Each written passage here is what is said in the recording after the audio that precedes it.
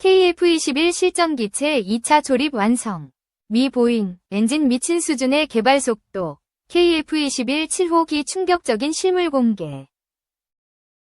우리 손으로 개발한 최초의 차세대 공군 전투기 KF-21 보라매가 음속 비행에 성공했다.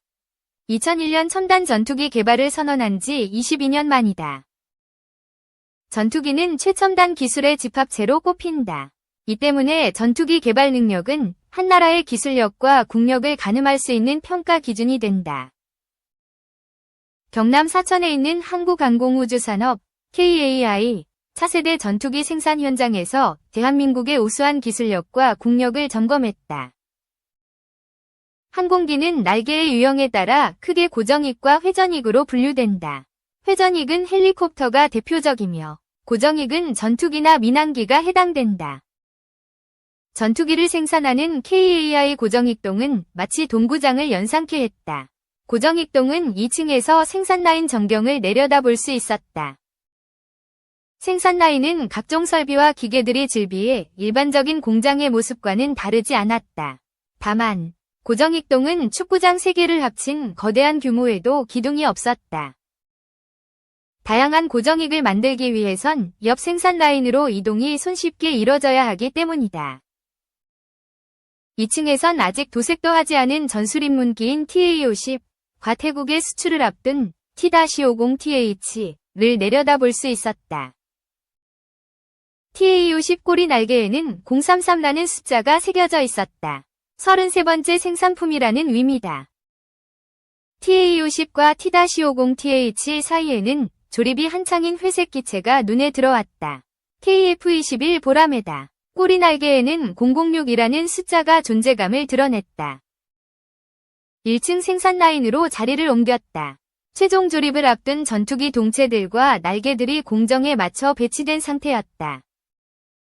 전투기는 조종석이 있는 전방 동체, 날개가 있는 주익 동체, 꼬리 날개가 있는 후방 동체가 조립돼야 하는데 이 과정에서 용접은 하지 않는다. 구멍을 뚫고 볼트와 너트, 리벳 등으로 연결해야 언제든지 분해와 조립이 가능하기 때문이다. 이를 위해 동체의 구멍을 뚫는 작업이 핵심이다. 유민규 KFX 사업관리팀 책임연구원은 과거에는 사람이 직접 항공기에 3,400여 개의 구멍을 뚫어 전투기를 세상에서 가장 비싼 수제품이라고 했다면서 KF-21부터는 대형 로봇 드릴링 시스템 LRDS를 도입해 시간을 줄이고 정확도를 높였다고 말했다. KF-21의 날개는 기존의 항공기처럼 알루미늄이 아닌 탄소 섬유강화 플라스틱 CFRP를 사용한다.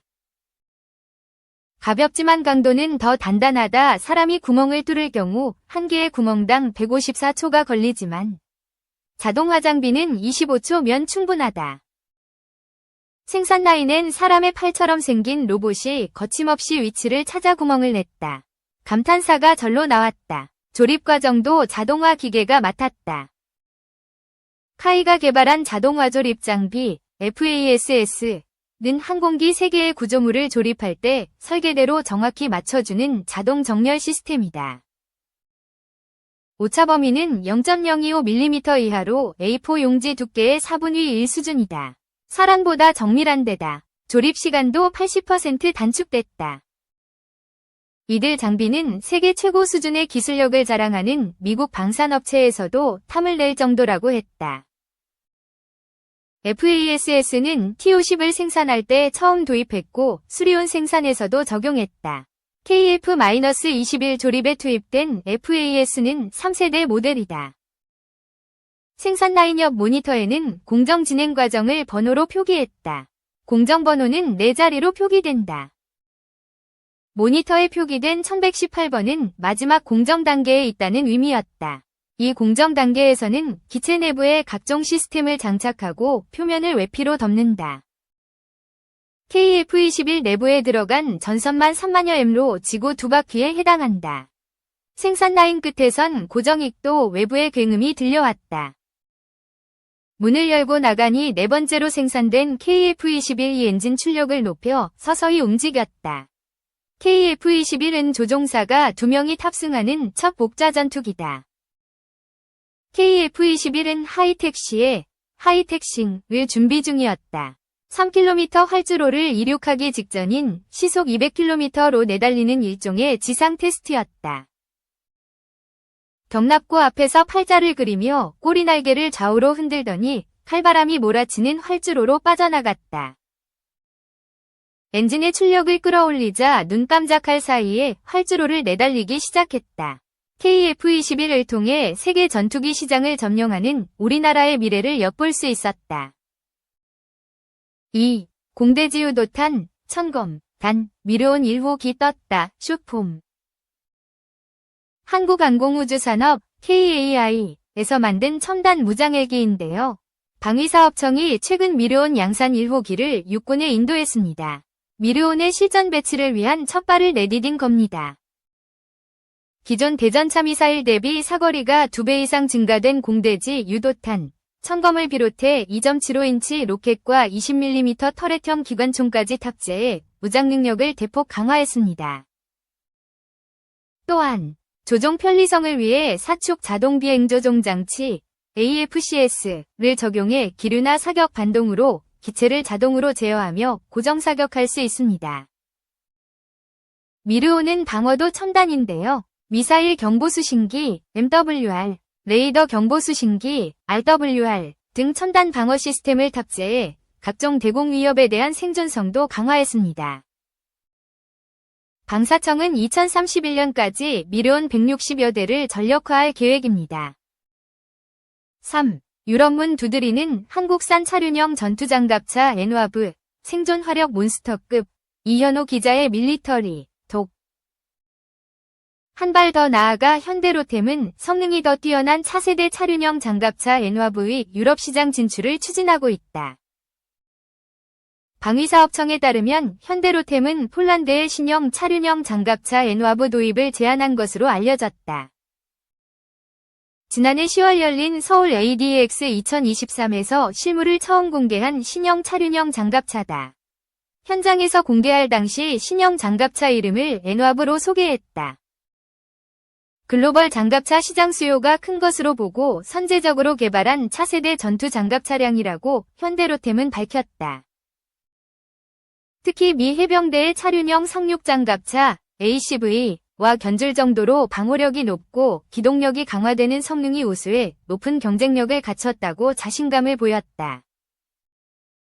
폴란드는 2028에서 2035년 도입을 목표로 신형 차륜 장갑차 NQETO 도입 사업을 추진하고 있는데 현대로템이 이 사업 수주를 위한 도전장을 던진 것이다. 그 연장선에서 폴란드 방산그룹 PGZ와 한국산 차륜형 장갑차 K808 베코를 기반으로 한 공동개발 연구를 요청한 것으로 전해졌다. 폴란드와의 차륜 장갑차 공동개발을 통해 우크라이나 등 동유럽 국가로의 해외 수출 기반까지 다지겠다는 포섭이다.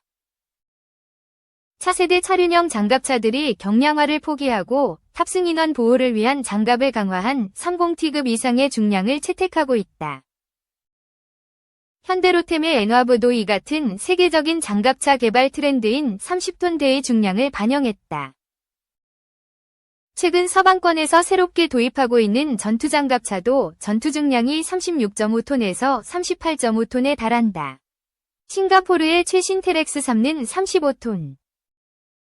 프랑스 넥스터의 VBCI, 핀란드 파트리아의 AMV XP, 미국 제너럴 다이나믹스의 피라냐 V, 이스라엘 IAIV 8탄도 30에서 35톤의 중량을 지녔다. 이에 엔와브도 전투 중량 3호T 이하로 제작됐다. 길이는 9.3m, 폭은 3.1m, 높이는 2.8m, 포탑 설치 시 높이 3.5m에 이른다. K808의 전투 중량 20T 이하, 길이 7.4m, 폭 2.7m, 높이 2.6m인 것과 비교하면 상당히 커지고 무거워진 것이다. 차량이 커진 탓에 엔진도 더욱 강력한 700마력 3000Nm, NM의 토크 성능을 발휘하는 디젤 엔진과 7단 자동 변속기를 장착해 최대 시속 100km의 속도로 주행할 수도 있다.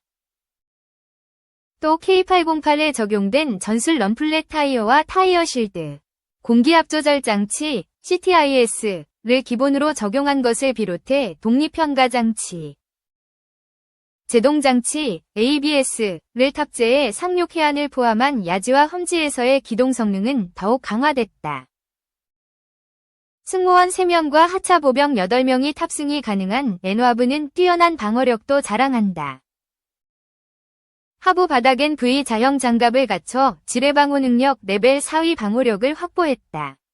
이 덕분에 차체 전방향에서 방호 성능이 K808보다 월등히 향상됐다. 여기에 동유럽 공산권에서 사용하는 14.5 곱하기 114mm 중기관총 또는 대전차 소총탄과 TNT 10kg 의 대전차 지뢰 및 급조폭발물 IED에 대한 방호력도 갖췄다.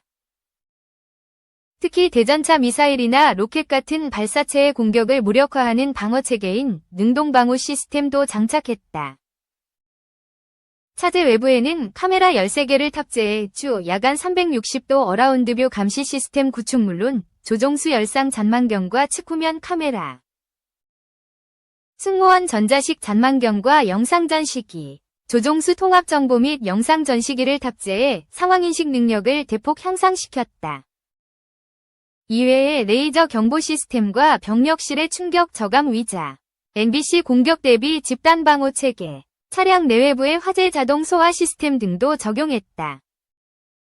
아울러 주문자가 원하면 탑재된 카메라와 첨단 운전자 보조 시스템 ADAS과 연동해 앞차와의 거리를 유지하며 달리거나 충돌이 예측되면 스스로 멈추는 기능도 구현했다.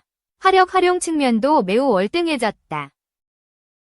운용자가 차내에서 엄폐하며 적에게 공격을 가할 수 있는 30mm 기관포가 장착된 무인 포탑과 감시 센서와 연동된 12.7mm 원격 사격 통제 체계 RCWS 운용의 탄막을 형성함으로써 대드론 방어도 가능하다.